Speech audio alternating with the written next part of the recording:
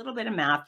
It couldn't be easier. It's one of those things when I explain it to you, you're going to go, it can't be that easy. The reality is, if you understand how your body parts work, if you know how your chest works, then you will never be lost or confused on how to exercise ever again. So if you laser focus on that sport diminishes your ability to qualify as fit, I've got a real problem with that. In front, moving backwards, and then in the opposite direction, going backwards and forwards.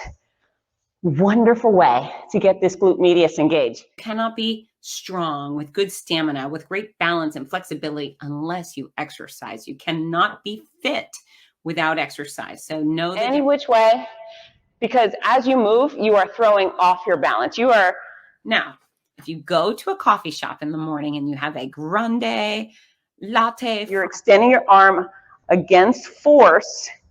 You're working your tricep. Another. Have very specific long-term goals.